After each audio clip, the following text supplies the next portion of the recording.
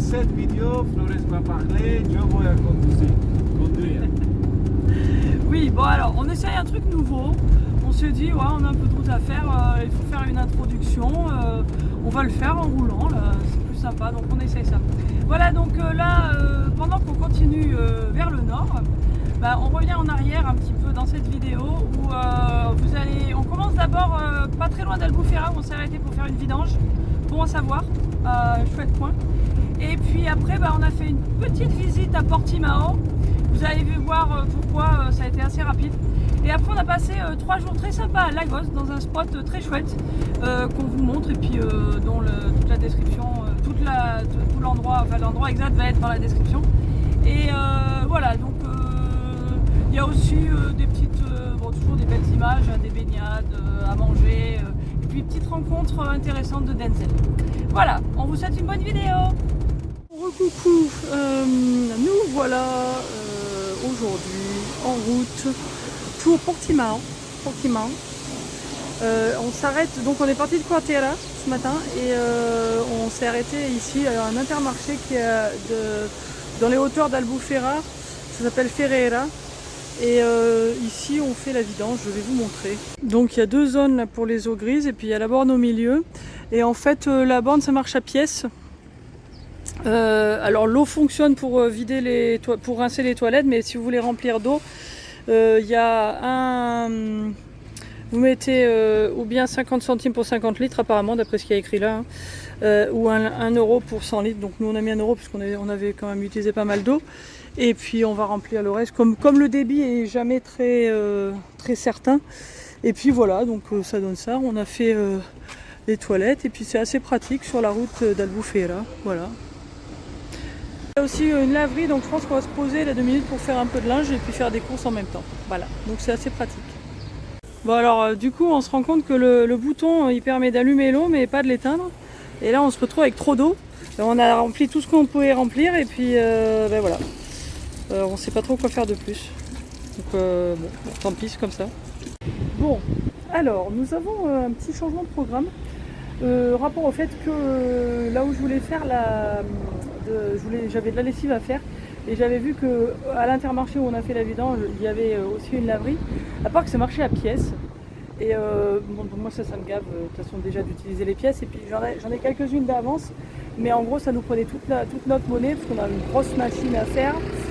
En gros c'était 16 € à trouver en pièces et donc bon moi finalement ça m'intéresse pas et du coup on a décidé de continuer, enfin l'idée au départ c'était de s'arrêter faire la lessive et puis après d'aller à Portimao, j'espère que je dis bien. Et là au Lidl où on avait vu qu'il y avait une possibilité de se garer, il y a aussi une laverie, donc du coup pour l'instant on s'est mis au Lidl et moi j'avais repéré un parking plus près de la plage. Mais du coup, je sais pas, on va décider si on reste ici une nuit, puis on part en repérage en vélo demain pour voir comment est le parking, si on peut s'y mettre ou pas. Mais apparemment, le Lidl, c'est possible de passer la nuit de toute façon. Donc on va peut-être faire ça juste pour être sûr, parce que comme ça maintenant on est installé et puis on peut faire les courses tranquilles. Et puis voilà, on est un peu comme là où on était à Faro, où il y a plein de trucs autour, il y a un continent à côté, il y a plein de magasins, il y a un McDo juste derrière nous. C'est un gros truc commercial quoi. Donc voilà, la mise à jour. Et alors la laverie Révolution toujours qui est au Lidl ici à Portimao. Il y a des gens qui ont des problèmes de pot d'échappement apparemment ici. Donc cette laverie ici elle marche bien à pièce. Donc voilà, j'ai mis ma carte. Elle marche bien pardon à carte. Elle marche aussi à pièce d'ailleurs, mais elle marche aussi à carte. Donc j'ai mis ma carte, c'est beaucoup mieux. Et je mets mes pièces de côté pour si un jour on a besoin et qu'on va venir autrement. Voilà. Alors bizarrement ici, où il y a énormément de circulation, plein de bruit et tout, enfin à mon avis, Denzel a l'air d'être super content de sortir. Il y a des endroits comme ça où il a l'air d'être plus cool que les autres, je sais pas. Bon là il se méfie un peu parce qu'il y a un camping-car garé à côté de nous, il y a 2 petits chiens. Mais ouais, c'est marrant, à Quarteira, là vers la plage, il avait vraiment peur, il y avait quelque chose qui le chagrinait et il voulait pas sortir. C'était assez bizarre, alors que là, il a l'air zen. Il y a des endroits comme ça et en fait, moi je lui fais confiance parce qu'il doit voir ou sentir des choses que moi je ne vois pas ou que je ne sens pas. Donc s'il veut pas y aller, c'est qu'il a vu un truc et on lui fait confiance. Bonjour, bonjour les amis, en direct de Portimão, où nous avons finalement passé la nuit au Lidl. Alors on est quand même allé vérifier le fameux parking que j'avais vu sur Park4Night, et en fait d'abord c'est pas très très grand, il y a effectivement un camping-car qui a l'air d'être là en hivernage, mais il y a des voitures garées et en plus il y a des travaux sur la route, et donc il y a des gros tas de sable et de gravier, et puis il y avait un espèce de mini bulldozer là qui arrêtait pas de faire des allers-retours pour aller en récupérer. En fait ils sont en train de refaire toute la route qui y mène, donc en plus on est passé dans une espèce de route qui était un chemin quoi. Et en fait, il n'y avait pas du tout la place de se garer. Et on a vu un petit peu plus bas, il y avait des parkings qui avaient l'air vides, mais ça avait l'air d'être des parkings de résidence, donc on n'a pas voulu prendre le risque. Bien qu'il n'y ait aucun panneau qui dise que non. Mais d'après ce qu'on a compris, au Portugal, c'est le contraire. Il faut, si ça dit oui, c'est bon, mais si ça dit rien, c'est pas bon. Donc on est remonté sur le Lidl où il y avait encore des places, donc on était... En fait, on était 2 camping-cars et il y en a un qui est garé à côté de nous qui a l'air d'être aussi en hivernage, il n'y a personne. Et donc, bon, on a passé une nuit relativement calme, il y a du bruit quand même, c'est une route très passagère, là on est vraiment sur la route principale de Portimão. Mais c'est faisable. Et le bruit recommence tôt le matin, mais en pleine nuit, c'était vraiment très calme. Et par contre, bah, du coup, là on va prendre le vélo, on va descendre sur le front de mer, voir un petit peu comment c'est. Et puis on va avancer assez vite un peu plus tard, parce que là ils annoncent de la pluie en plus cet après-midi, donc on va essayer d'éviter d'être sur la route pendant qu'il pleut. Et alors j'ai repéré dans la ville suivante, à peu près une demi-heure d'ici, qui s'appelle Lagos, ou Lagos, je sais pas comment ça se prononce exactement. Il y a une possibilité dans un Pingo Doce qui est le supermarché, ou alors il y a un autre petit parking qui a l'air d'être pas mal, qui a l'air d'être dans une zone qui est en développement. Et donc on va peut-être essayer de se mettre là, parce que là ça a l'air d'être un peu plus facile qu'à Portimão, mais enfin ce qu'il faut savoir c'est que dans cette région il n'y a vraiment pas grand chose, sinon il y a quelques aires qui sont un petit peu plus dans les hauteurs, pas aussi près de la plage, et il y en a certaines qui sont vraiment très chères, hein. Il y a même des... Ah, il y a Mani derrière, il est en train de sortir les vélos. Il y a même des accueils de particuliers qu'on a vu, mais bon c'était genre c'était 20 € la nuit quoi. Enfin, il y a quasiment rien à moins de bien une quinzaine d'euros quoi, donc ou peut-être 12-13, mais bon si c'est juste pour ça en fait ça nous dit rien de payer juste pour une nuit si on va pas rester, si c'est pas super près de la plage quoi, parce que du coup ça va pas autant le coup. Donc voilà, on va voir ce que c'est, puis après on avancera un peu plus loin pour faire la pointe, parce que maintenant on a presque fini toute la côte du bas en fait, et puis on commencera à remonter. Donc voilà, bon, on va vous montrer un petit peu de Portimão, mais ça va être une visite rapide. Bon, c'est très très joli, malheureusement c'est un peu couvert, c'est dommage.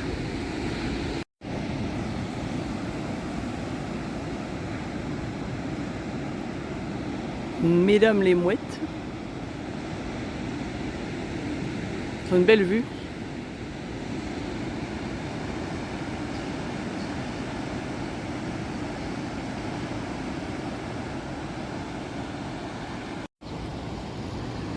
Bon voilà, un petit peu la vue de Portimão. Alors ça c'est la Praia da Rocha. Des petites vagues, hein. Je vois quelqu'un qui va surfer là. Et là en fait il y a un belvédère. Il y a encore des mouettes là. Ils sont cool. Et alors là, de l'autre côté du belvédère, donc c'est la Praia dos Três Castilhos ou quelque chose comme ça.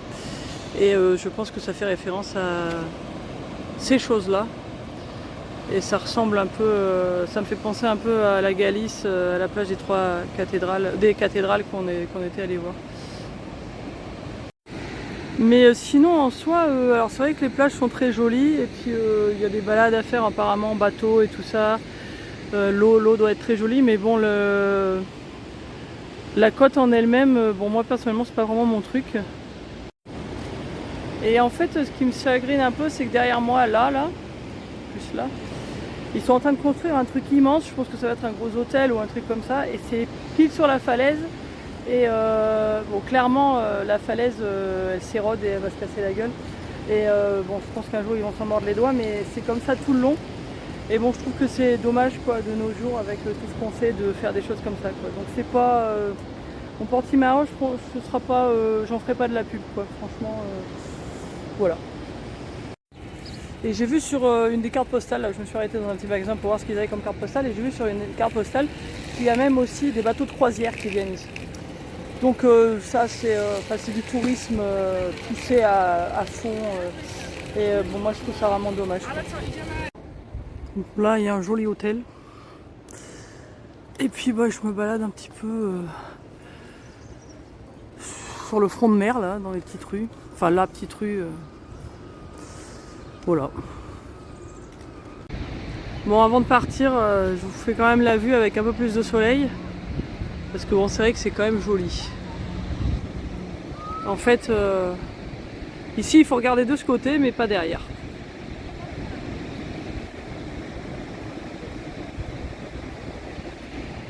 Bon, on a bougé à notre spot à Lagos. Et bon, on n'est pas tout seul. On a trouvé, c'est un parking qu'on a trouvé sur Park4Night. Alors il y a une jolie vue, mais il y a plein de gens. Il y a même d'autres camping-cars dans le parking en bas là. Et puis bon, nous on est là, il y a d'autres gens à côté. Et puis il y a plein de jeunes gens qui ont l'air d'être assez installés. Alors on va voir ce que ça donne. Mais ça a l'air d'être calme et puis c'est joli en tout cas. Donc on va essayer de voir Lagos. Je suis un peu plus couverte parce que là il commence à brousiquer un petit peu là, et il fait un peu plus frais quand il n'y a pas le soleil là. Ils avaient annoncé de la pluie. Bon, effectivement, il commence à pleuvoir. Et puis voilà, donc sur le parking, bah, ce qu'on a vu en fait, c'est que il y a un commentaire d'un Allemand ou d'une Allemande qui disait que la GNR est passée et a noté les numéros de tous les véhicules qui étaient garés ici. Ça c'était il y a 3-4 jours je crois. Bon, qui passe, qui note, bon, c'est peut-être pas un problème, hein. Donc je sais pas, on va voir. Pour l'instant en tout cas ils n'ont pas l'air d'avoir viré personne, puisqu'il y a toujours plein de gens. Denzel fait son tour matinal. Alors notre petit spot, très sympa, très calme. Alors j'ai compté, en fait là on les voit pas tous, mais dans le coin en fait il y a une quinzaine de camping-cars en tout. Bon, ce matin il fait très beau, c'est très cool. Il a fait un petit peu plus humide hier soir, bon il avait un petit peu plu. Et puis bon là ce matin, voilà, c'est en train de se lever, l'humidité est en train de partir là, et puis ça a l'air d'être une très très belle journée. Et voilà, petite vue. Et je sais plus si j'ai dit où on était, en fait ça s'appelle Lagos ou Lagouche. Et c'est donc à une demi-heure de Portimao. Et on n'est pas loin, en fait maintenant on arrive vraiment très près de la fin du Portugal, quoi. Et voilà, ça a l'air d'être assez joli. On est à peu près à 1 km de la plage, donc un peu plus 1,5 km de la plage. Donc on ira voir ça tout à l'heure. On se promène dans Lagos. Coucou. C'est beau. Ouh, c'est joli. Et nous y voilà.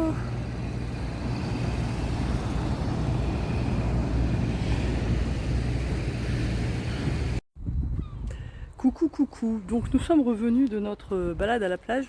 Je voulais vous en dire un petit peu plus parce qu'il y a un peu de vent. Alors j'ai fait des jolies images, mais je pense que ça va pas donner grand chose du point de vue son. Et en fait, je me suis rendu compte, donc on n'est pas vraiment à Lagos.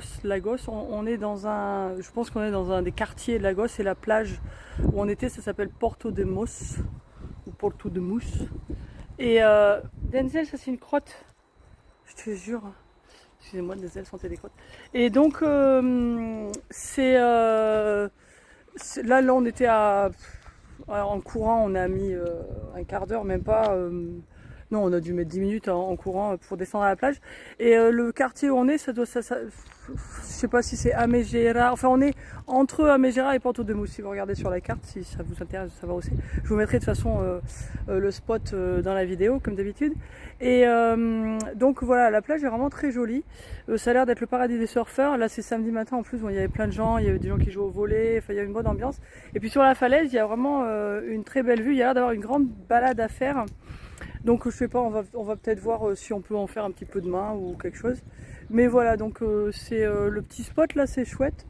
Alors il y a quelques personnes là qui ont bougé, il y a un camping-car qui a l'air d'être assez bien installé, puis j'ai vu un monsieur qui avait un scooter, donc je pense qu'il est quand même, peut-être qu'il y reste assez longtemps. Et donc si on peut faire au moins 2 nuits, quoi, peut-être nous permettre de voir quelque chose demain, on va essayer. Parce que là il fait beau et puis bon, pour l'instant ça a l'air d'être assez calme, donc voilà. Et où est-ce qu'on était arrêté? Nous nous promenons en descendant, on va chercher de la glace, parce que c'est l'heure. On va faire le goûter, d'Imani. Hein, c'est le goûter, mi amor? Ouais, c'est le goûter. On va voir si on trouve une glace ou une gaufre. Et voilà, on descend tranquillement vers la vieille ville de Lagos. On ne sait pas trop ce qu'on va trouver, mais il y a l'air d'avoir une vieille ville, donc on va se balader un petit peu.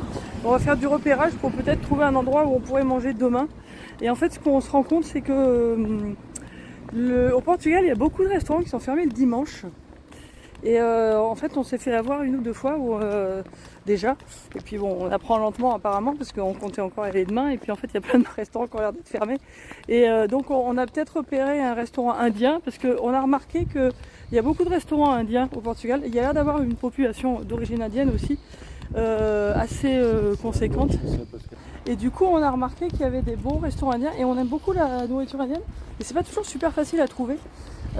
Et donc, on va voir peut-être ce qu'on trouve, quoi. Si on trouve pas un truc typique, on va profiter d'être ici pour manger indien. Enfin, en tout cas, là, on commence par la glace. Bon, apparemment, on arrive dans la vieille ville. C'est plus typique.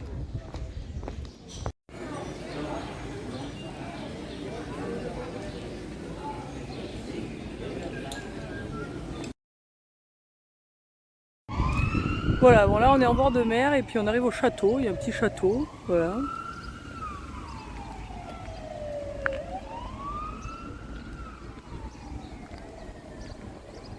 Et puis la baie de Lagos. Bon alors, on est sur le chemin du retour.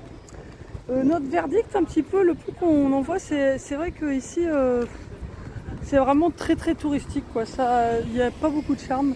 Et c'est un peu, on a l'impression que c'est vraiment envahi enfin que le Portugal, en fait, cette région a été envahie par tous les étrangers. Et puis il n'y a plus grand chose de vraiment portugais, quoi. C'est assez bizarre. Mais bon, c'est comme ça. Bon, coucou. C'est le matin de bonne heure et je vais en profiter pour vous montrer le parking où on est. Une vue générale parce que là c'est calme. Voilà, donc ça fait un petit tour comme ça. Vous voyez, il y a des camping-cars là dans le contrebas. Et puis bah, nous on est là-haut. Et ça c'est le petit parking, voilà, avec de l'autre côté la vue sur la mer. Enfin la vue de loin, mais voilà. Alors, de temps en temps on entend les vagues qui s'écrasent sur la plage. C'est assez cool. Et Denzel explore. Et bon là c'est notre deuxième nuit et franchement c'est super calme. La police est passée hier, apparemment ils sont tranquilles. Et à part les mouettes et puis un coq qui chante un peu le matin, c'est super calme. Coucou, c'est dimanche matin, on est redescendu à Lagos pour essayer une autre plage. On est sur le petit pont, le Vie.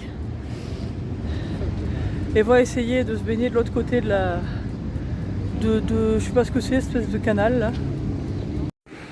Et nous voilà donc sur la Praia de San Roque, avec vue sur Lagos, quoi.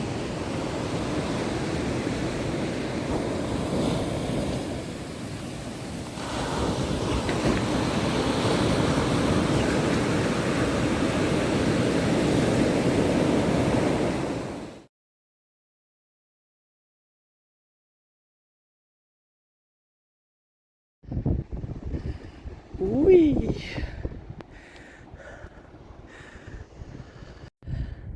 Coucou, c'est moi. Dernier matin à Lagos avant d'avancer un petit peu. J'ai le soleil dans les yeux, ça se reflète dans mes lunettes, je vois, c'est rigolo.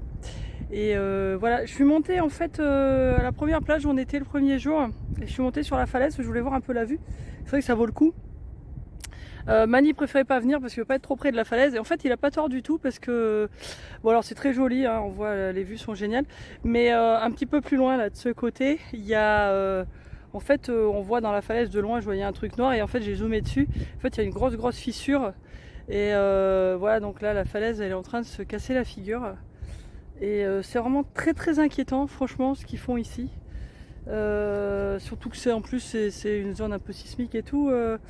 Quand on sait qu'on voit partout là sur la côte, on voit des panneaux qui disent zone d'évacuation de tsunami et tout ça. C'est vraiment un peu inquiétant. Bon là ici ils construisent pas carrément sur la falaise, mais enfin il y a quand même des trucs qui sont très près. Et voilà. Mais bon, ceci étant, c'est vrai que c'est joli. Mais c'est vraiment dommage que la nature soit pas un peu plus respectée, je trouve. C'est un peu dommage, voilà. Et en ce qui concerne le parking, je voulais aussi rajouter qu'il y a tout ce qu'il faut pour les poubelles.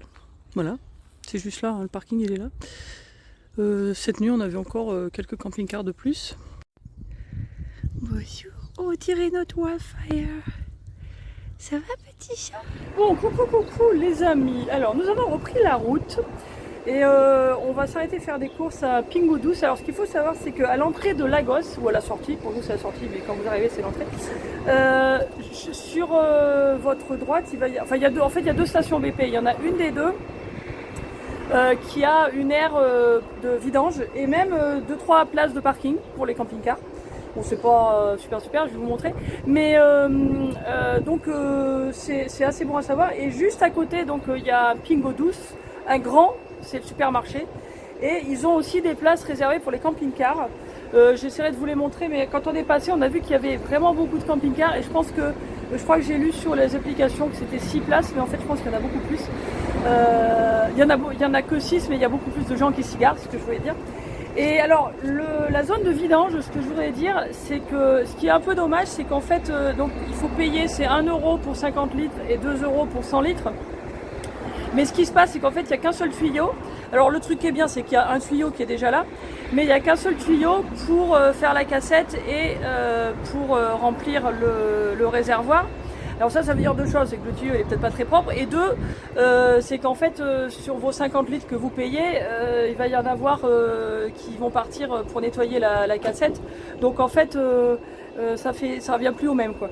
Et voilà, donc nous on a mis un petit peu d'eau parce que normalement là on va dans une aire qui est payante et qui devrait avoir tous les services, mais en fait ça dépanne. Et donc c'est pour dire, donc Lagos, il y a ce petit parking où on était, il y a le parking du Pingo-Douce, et puis il y a 2-3 endroits où on a vu des camping-cars. Ils ont l'air assez cool en tout cas en basse saison. Donc c'est pas un mauvais endroit pour s'arrêter quoi.